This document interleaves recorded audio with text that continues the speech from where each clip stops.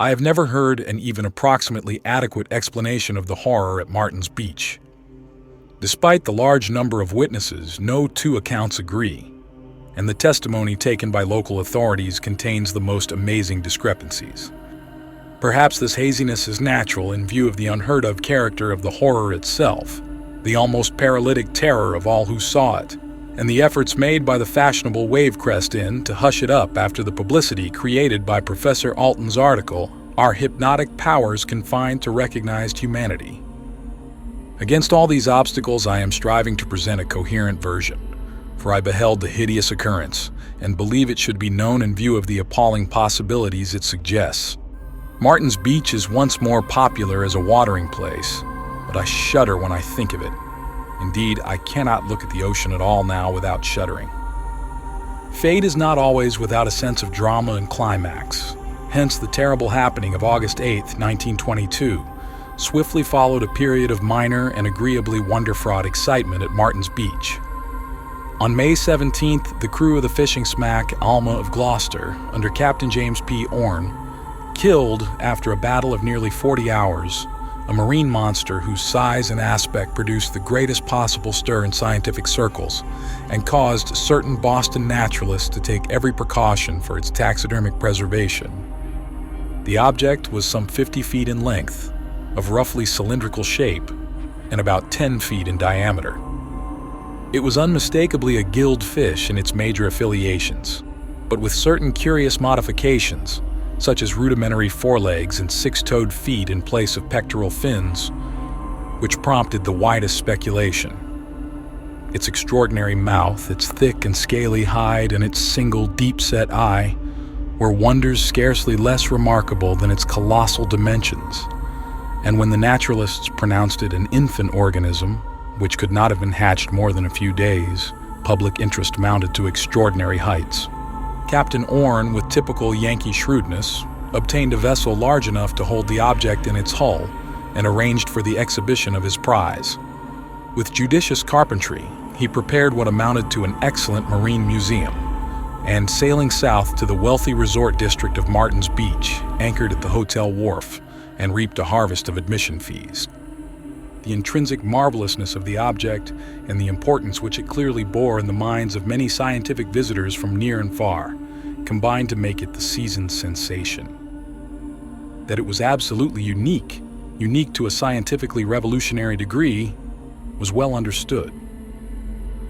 The naturalists had shown plainly that it radically differed from the similarly immense fish caught off the Florida coast, that while it was obviously an inhabitant of almost incredible depths, perhaps thousands of feet, its brain and principal organs indicated a development startlingly vast and out of all proportion to anything hitherto associated with the fish tribe.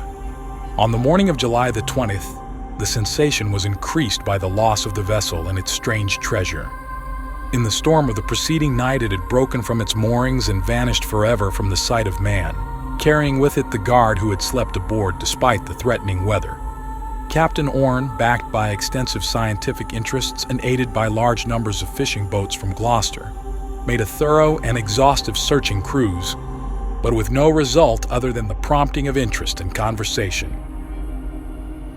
By August the 7th, hope was abandoned, and Captain Orne had returned to the Wavecrest Inn to wind up his business affairs at Martin's Beach and confer with certain of the scientific men who remained there. The horror came on August the 8th. It was in the twilight when gray seabirds hovered low near the shore and a rising moon began to make a glittering path across the waters. The scene is important to remember, for every impression counts. On the beach were several strollers and a few late bathers, stragglers from the distant cottage colony that rose modestly on a green hill to the north, or from the adjacent cliff-perched inn, whose imposing towers proclaimed its allegiance to wealth and grandeur. While within viewing distance was another set of spectators, the loungers on the inn's high-ceiled and lantern-lighted veranda, who appeared to be enjoying the dance music from the sumptuous ballroom inside.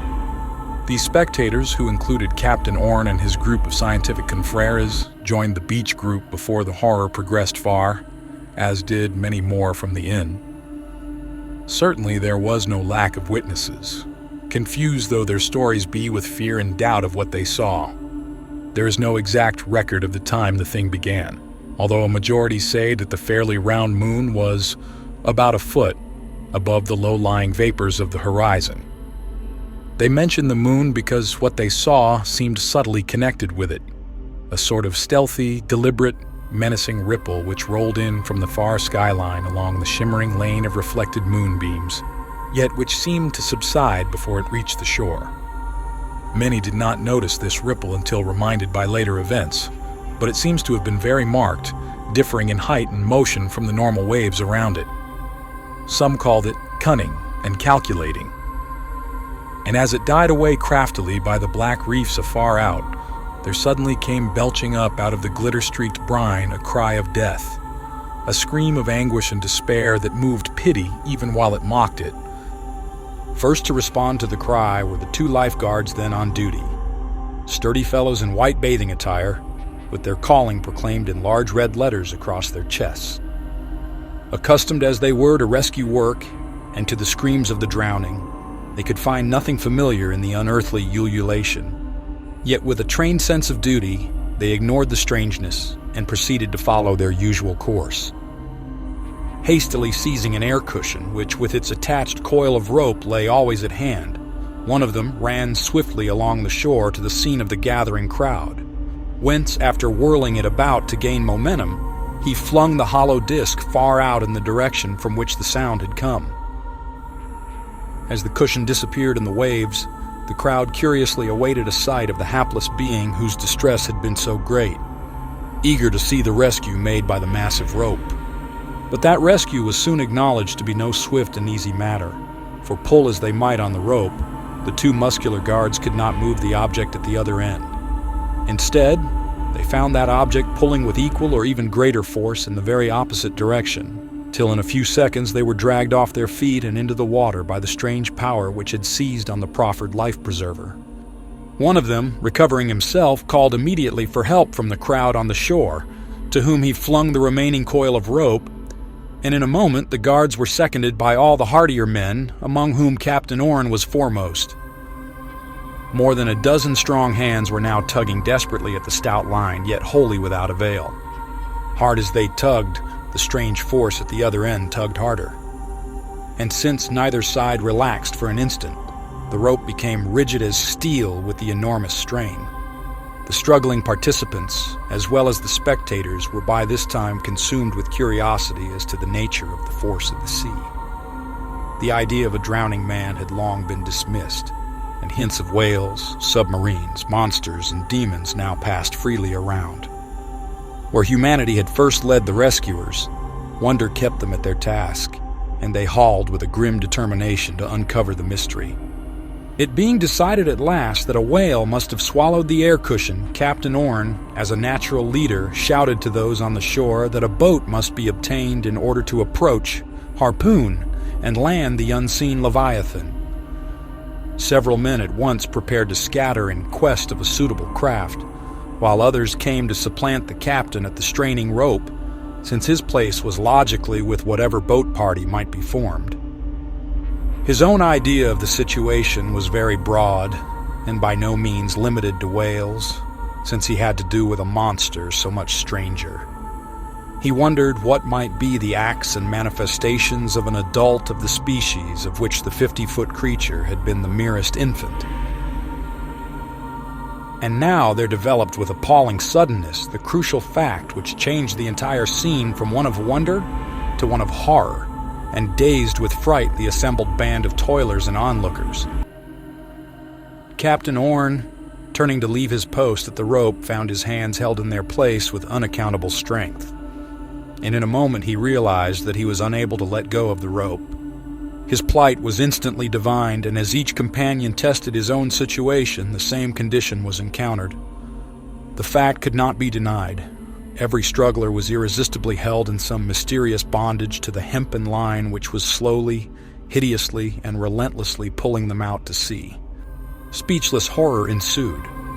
A horror in which the spectators were petrified to utter inaction and mental chaos. Their complete demoralization is reflected in the conflicting accounts they give, and the sheepish excuses they offer for their seemingly callous inertia. I was one of them, and no. Even the strugglers, after a few frantic screams and futile groans, succumbed to the paralyzing influence and kept silent and fatalistic in the face of unknown powers.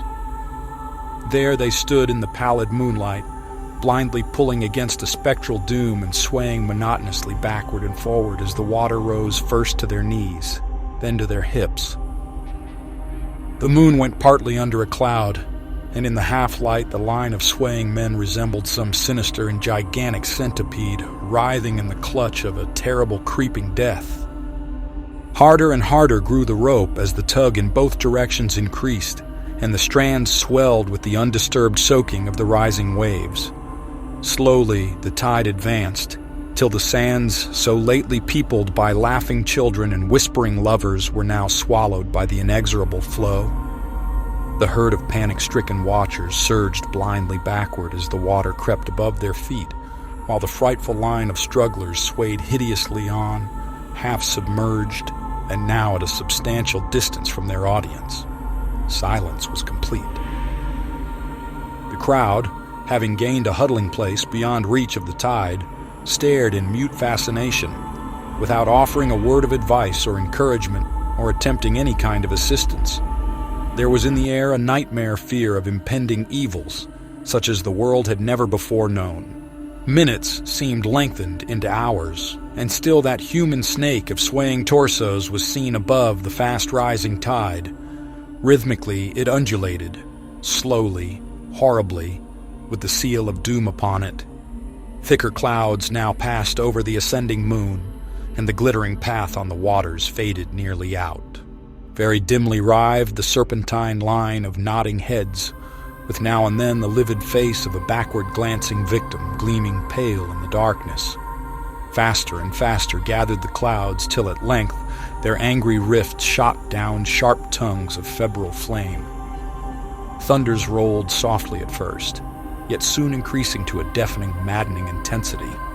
Then came a culminating crash, a shock whose reverberations seemed to shake land and sea alike, and on its heels a cloudburst whose drenching violence overpowered the darkened world, as if the heavens themselves had opened to pour forth a vindictive torrent.